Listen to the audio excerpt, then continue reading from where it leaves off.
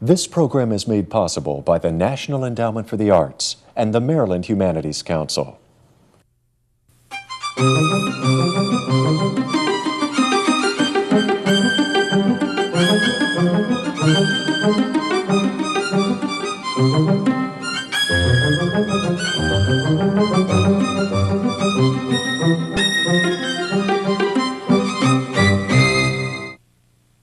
Ethelbert Miller talks with Sekou Sundiata. Welcome to The Writing Life. My name is Ethelbert Miller, and my guest today is Sekou Sundiata. Sekou Sundiata is one of our leading recording and performing poets. Welcome. Thank you. You know, Sekou, we both came out of the housing projects in New York.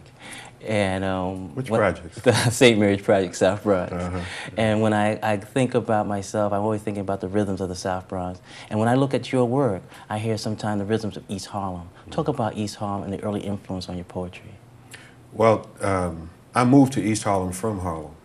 And when I lived in Harlem, it was a pretty straight up segregated community, mainly a black African-American community. When I moved to East Harlem, it was African-American, Puerto Rican, Irish, Italian, you know, very vibrant and diverse in that sense. And so I always felt growing up that, that I could lay claim in one way or another to all of that, you know. And it was there in the projects that I really discovered poetry. I mean, we studied poetry in school, but it never really caught my attention. Now, you know, when I think of East Harlem, I think of some of the great Puerto Rican poets. I think of, and writers, Perry Thomas. I think Willie Perdomo, Victor Hernandez Cruz. Any of those individuals come to you in terms of as influences?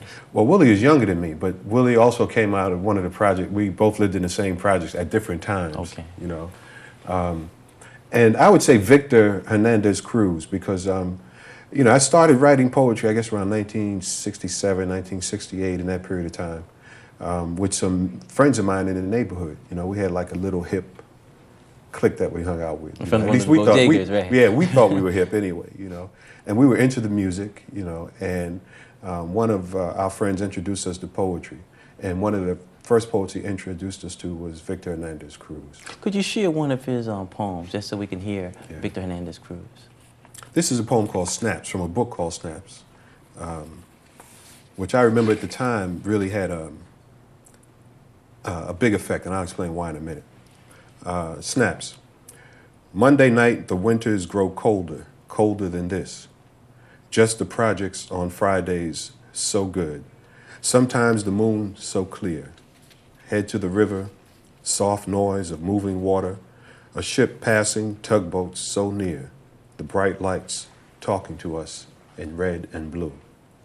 You know, I think a very, in many ways, very simple poem, but at that period of time, just to even mention the projects in a poem, you know, and then to talk about the projects as being so good, you know, that there was something so good about that was news to me.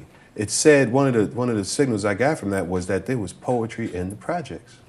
Well, let's hear one of your poems, you know, coming after Victor Hernandez Cruz. Right. This poem is called Long Story Short, and it's actually dedicated to Eddie Randolph, who was my friend who introduced us to poetry at the time.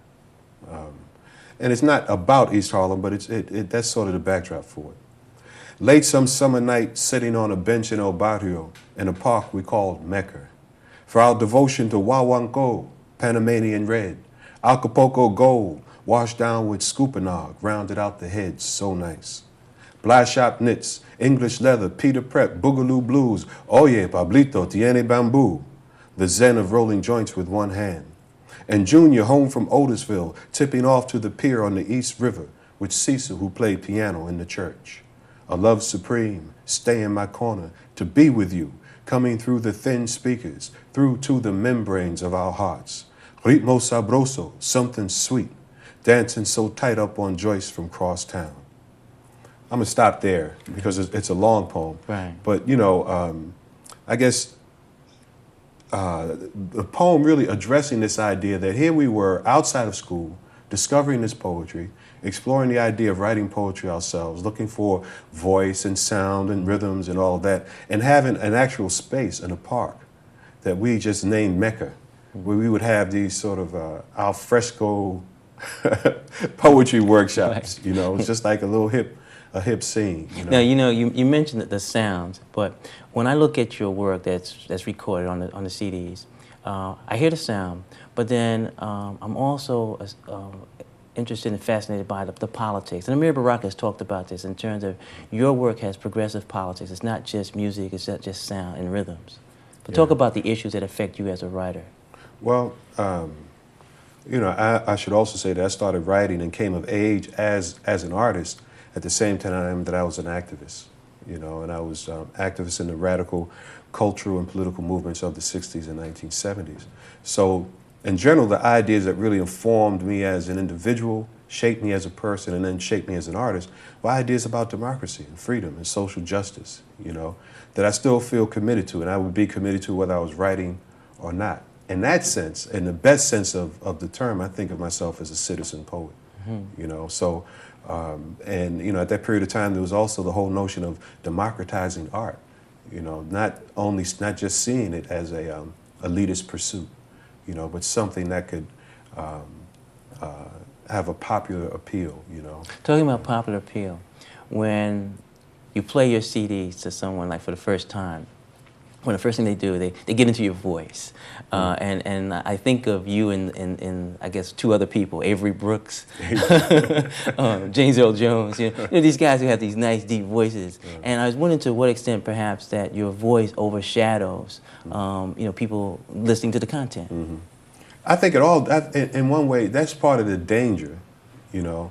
I think of working with music and doing poetry in a performance way, although I don't think I'm not a performance poet, is that there are aspects of it that are entertaining and that are appealing on their own. You know, the music is certainly is, the melodies, the rhythms, the harmonies, the sound of my voice, what I do with my voice, which is not an accident. I mean, you know, I think that, I know that using the music, meaning jazz, as an example, you know, I've been trying to develop my own sound. Now, you mentioned in that comment, you mentioned that you're not a performance poet. Yeah. Explain that.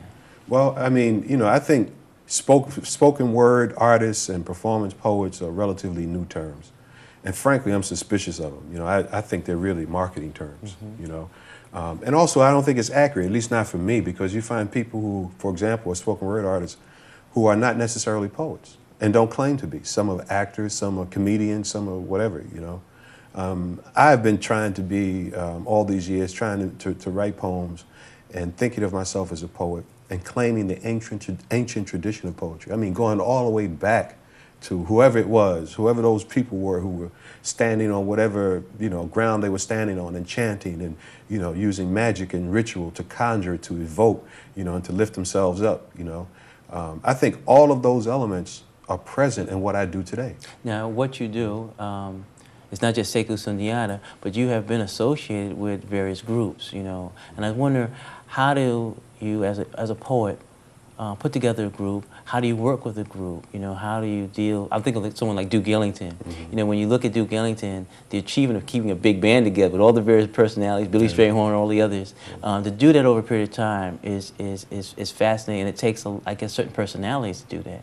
How do you keep a group? Yeah, you got to be a little nuts. Well, you know, I mean, one thing is that over a period of time, I've learned to play a leadership role, you know, so that I'm not just a poet mashed onto a band trying to put poetry on top of music, you know. I do have some music education, music training in my own background.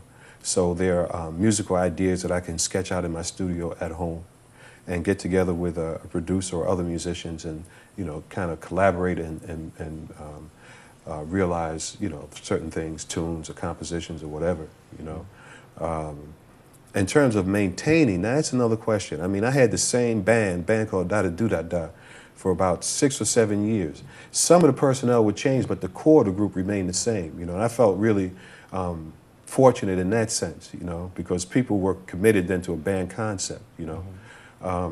But increasingly, especially in a place like New York, it's very difficult, where there's so many musicians, where the music scene is very competitive, you know, and people work a lot.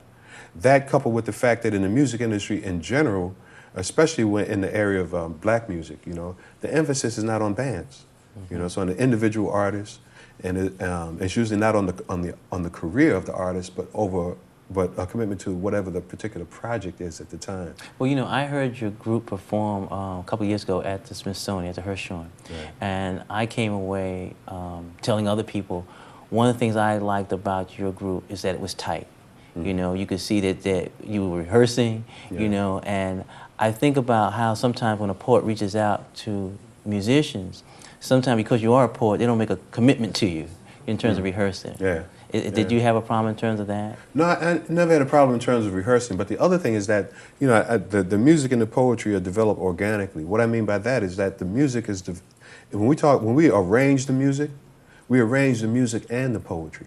You know, so that's what I meant by it's not like there's some music and then it's like, okay, man, come and read on top of this music. You know, the poetry is a part of the arrangement. I remember back in the 1960s, you know, you be reading a poem, somebody wanted to play bongos behind with no practice. You know, and it takes really, I think, a sensitive musician to play in that kind of format. You know, especially when someone is speaking and not even singing. You know, because that takes another sensibility. The spoken voice can't compete with an instrument. So you have to really be, you know, you have to find the places where both can live. Right. Talking about finding places, what I was curious about in terms of, here you have your group, you have your music, finding places to perform, you know, being booked, where someone would say, well, you know, you're not a real music group, or you're not this, you know, you fall in between. Do you have any problems in terms of getting booked across the country? Well, you know, it's difficult for me to answer that because basically I don't have a booking agent, never have, you know. And except for a few years when I went out really looking for gigs, you know, I don't do a great deal of that now either, you know. And fortunately, because I guess I've been doing it so long, people generally call us, you know, which I kind of appreciate because that means they have some idea of what we do already. So it's not like someone is calling and saying, you know, okay, you can talk, but, you know, aren't you gonna sing sing a couple of tunes? You know? Dance or something like that. Right. But if they're calling me, they know what I do and you know what the situation is. Now, you know, when we look around our society right now, especially in terms of recording industry, the technology is changing just how we receive music. You know, how music is distributed. How are you, Sekou Sundiata? How are you dealing with some of these changes? Are you concerned about, you know, people just snatching your music off the internet, things of that sort? Are you concerned about copyright protection? How are you looking at some of these new issues? Yeah, although those things haven't affected me directly, I think as anyone working as a recording artist would be, you know, the idea of, or anybody who would work and not get paid. I mean, that's essentially what it comes down to, you know. You know, I haven't had the experience of anyone trying to pirate or use my work in any unauthorized way, you know. And I think that a lot of that stuff is still being figured out at this point, you know, and I'm certainly figuring out as an artist my relationship to the internet, you know, and to distribution through means other than the traditional means of distribution, which is what I've been dealing with now. My first CD was with a major, Mercury Records. This present CD is with an independent, Righteous Babe, you know. And the distribution is a little different, but it's still pretty much conventional. You know, you go to a store that sells books and music, or you go to a music store, et cetera, et cetera. You know, when I think of your group and we look at some of the groups that have been out there, I would like you to comment on a couple. One is Gil Scott Heron, Midnight Band, Spirit House Movers, I think with Baraka, and then Linton Kwesi Johnson over in England. What is your take on those groups? Were those groups that you look to in terms of for inspiration? Did they sort of like pioneers for you? Well, you know, with Spirit House Movers, that was one of the first examples that I saw of what it is I wanted to do. In other words, it's strange. I had an idea of what I wanted to do in my head before I actually saw it anywhere in the world, you know. But when I did see it, I could point to it and say, you know, that's the direction. That's where I want to go, you know. And even in terms of what they were doing, my experience of that, even before I saw Spirit House, was, of course, the Black church.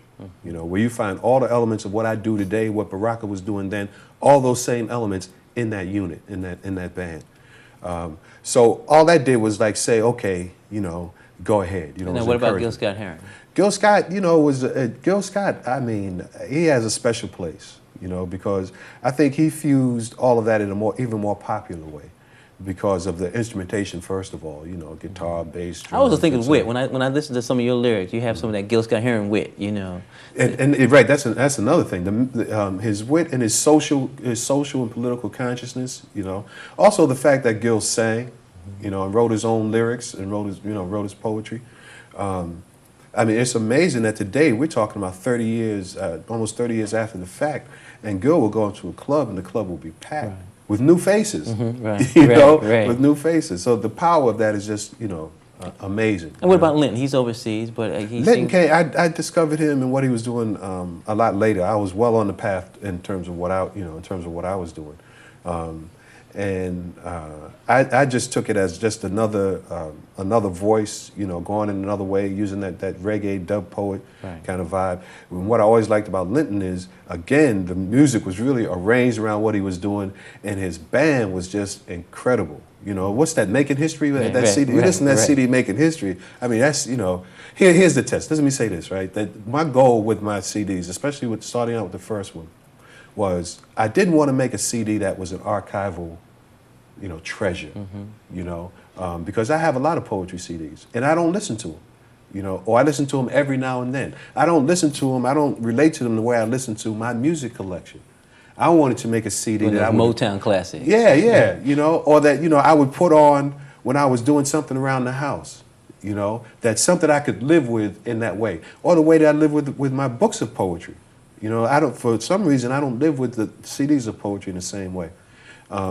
Linton and Gil Scott were the first artists I encountered that did that, you know, that you could live with those recordings. You could accept that as recording artists, and, you know. Well, let me take you back to the church, because you talk about the church's importance, and also the preacher. These are strong. We know these are strong influences. But let's look at the black church and look at the fact that when we see our society, you know, we see the hip hop culture out there and things of that sort. Is that an extension of what you see coming out of the church, or is that something going in a completely different direction?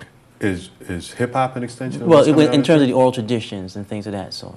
I think very much so. I don't know if the hip hop artists think of it in that way. Let me give you a quick example. You know, I mean, one of the things I was really impressed with as a kid going to church was the relationship between the preacher, which is to say the spoken word, the written text, the Bible, and the music, the congregation, the organist, if there was a guitar, whatever, you know, how that all formed one living text in that moment along with the congregation, otherwise known in the secular world as the audience. Yeah, amen, know? Corner. Right. And the whole call and response, and I mean, it does not happen until all of those elements are pulled together, you know. And then you put on top of that the whole aspect of improvisation. Okay, let me ask you this. What is the difference between singing, oralizing, which you make reference to in your CD, and preaching? And preaching. Well, you know, and let me talk about oralizing and singing. All right. I think that there's a point at which spoken word and singing intersect, you know. And again, in the black church, you see it, you can see it any Sunday. You turn on television and look at black preachers, you know, how in a moment's notice, they'll be speaking and burst into song, even if it's just for one line. I do that all the time. I do that all the time. Right. So do I. I mean, it's like, you know, so when I came to poetry, it's not anything I thought about. Oh, let me use this technique. Right. And, it was you know, there. it was there. You know, it was just all now, how do you take the technique and build on it? Well, I mean, you know, I understood it both in terms of church, but I also understood it as in the secular world as well, you know. So the idea is how to capture that, the energy of that, in the context of a band, in the context of a live performance, which means that I have what I've written on the page, and I usually don't read when I'm performing. It's usually from memory or by heart. That's the term I like best, you know, by heart, right? But if you listen to what I do in performance, and then you want to follow me on the page, it'll never happen, you know, because there are things that happen live, you know, where I may repeat a line, or beg a line as it's called, you know, I may beg a line 2 or 3 times, and the drummer may hear that and pick up on that rhythm, and for that moment we create something that we hadn't planned on, and it was not scripted. You know, we talk about the church, and we talk about the oral tradition, I have to ask you about the influence of the blues on your work and then on your life. Oh, that's the ghost. You know, the blue, and you always got to make room for the ghost. Oh, we're not talking about the Holy Ghost here. Well, that too. That you too, know, okay. that too. Okay. You know, all of that. You know. Well, you know, you hear often about people talk about blues, but not listening to blues. Yeah. What yeah. about you? Well, I mean, you know, for me, there is the music, but I think I think of the blues also as a philosophical stance, you know, and as a consciousness, meaning that my idea of the blues is that thing which finally allows us to transcend, you know. I mean, in the end, my favorite blues lyric, that's an example of that, comes from that tune, "Trouble in Mind."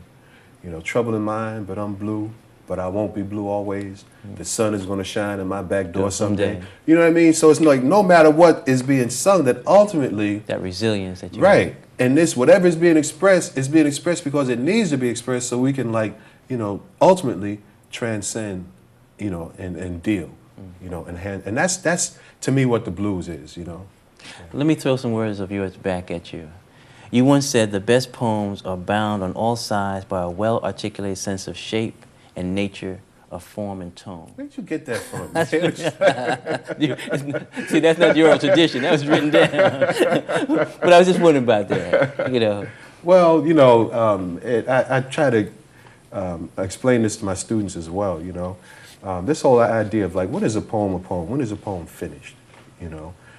And to me, that's nothing that, you know, anyone else can tell me or can tell you, you know, that there is a sense of roundness or completeness or resolution. When I say resolution, I'm not talking about a nice and pretty ending, a bow at the end. I'm not even talking about that.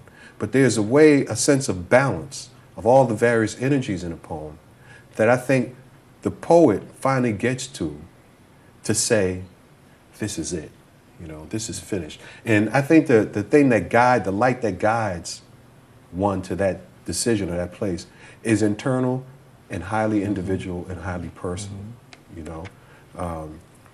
But I know, you know, I can read poems by, you know what it is, here it is. There's certain solos I can think about, you know.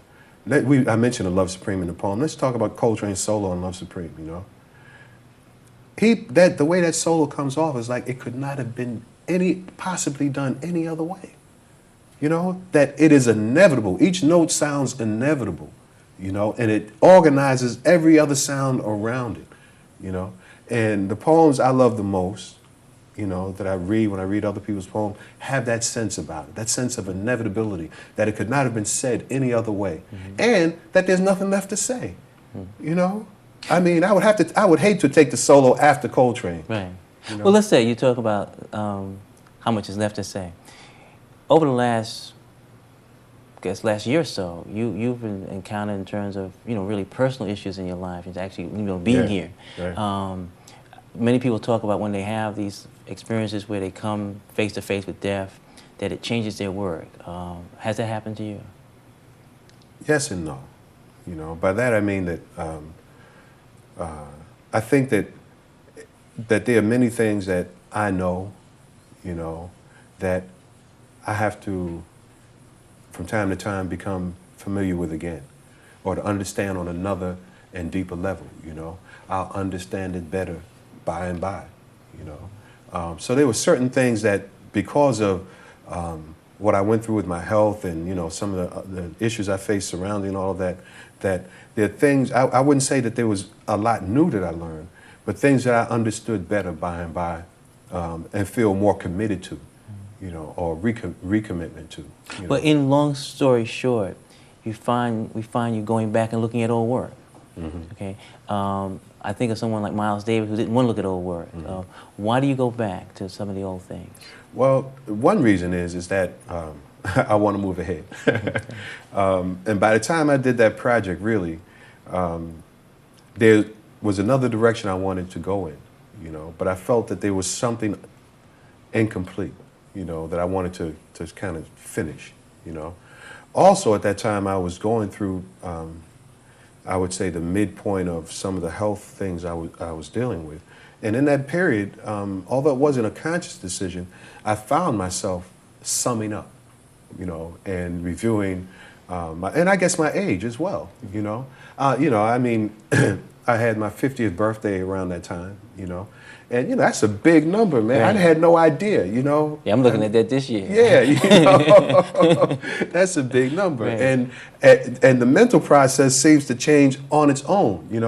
And at that point, if I started thinking, well, I have something under my belt. And that these things are, and I guess also because I teach, and I'm in constant contact with young people. Young people. And I always feel like I should never shut up. What would you like to say? We have just a short few minutes left.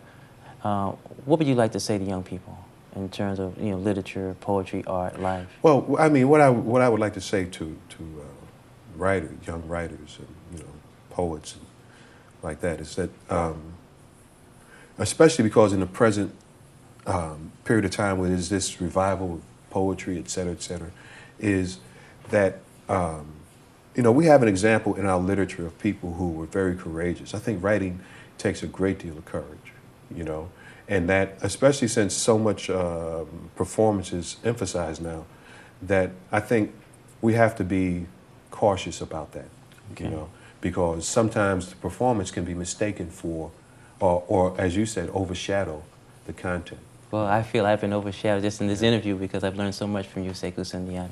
Well, I want to thank you for being my guest on The Writing Life. My name is Ethelbert Miller, and I would like to thank you for watching The Writing Life. Yeah, so I was just thinking about,